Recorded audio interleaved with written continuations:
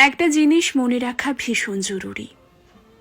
যে দুঃখ তুমি কারো কাছ থেকে পেতে চাইবে না, সেই দুঃখ তোমারও কাউকে দেওয়া উচিত নয়। অবহেলা পেলে তোমারও যেমন ব্যথা হয়, যাকে দিচ্ছ তারও কি কম? যে শব্দ শুনলে তোমার ভেতরে এসে আঘাত করে, সেই একই শব্দ অন্যের জন্য খরচ করো না। যখন কাউকে আঘাত করবে, ঘৃণা করবে, অবহেলা করবে, উপেক্ষা করবে কিংবা অবজ্ঞা করবে, মনে রেখো একদিন এসব তোমার জীবনেও ফিরে আসবে, আসবেই।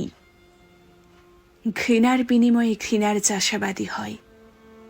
অবহেলা ও অবজ্ঞার বিনিময়ে তুমি একদিন এমন জীবনই পাবে, অন্যের অসহায়ত্বে তোমার যে আনন্দ হয়, তোমার অসহায়ত্বেও একদিন তুমিও হবে একা এবং নিঃসঙ্গ।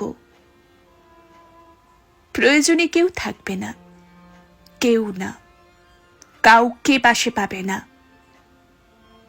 জীবন এমন এক আশ্চর্য দেয়াল ঘড়ি, সব কিছু ঘুরে ফিরে আসে, আজ অথবা কাল। প্রকৃতি কাউকে ক্ষমা করে না, করেনি কখনো, করবেও না কখনো। মানুষের কাছ থেকে যে আচরণ তুমি পেতে চাইবে, তোমাকে সেই আচরণ করার চর্চা করতে হবে। ভালোবাসার বিনিময়ে ভালোবাসাই ফেরত আসে।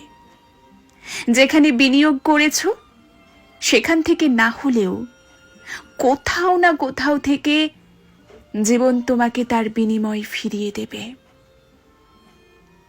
জীবনের কাছ থেকে কেউ খালি হাতে ফিরেনি। কিছু না কিছু জীবন ঠিকই হাতের মুঠোয় দিয়ে দেয়।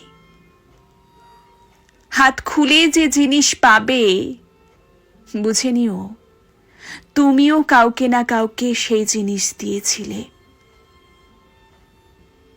এটাই প্রকৃতির নিয়ম। এই নিয়মের অন্যথা হয় না, হবে না, আর হয়নিও কোনোদিন।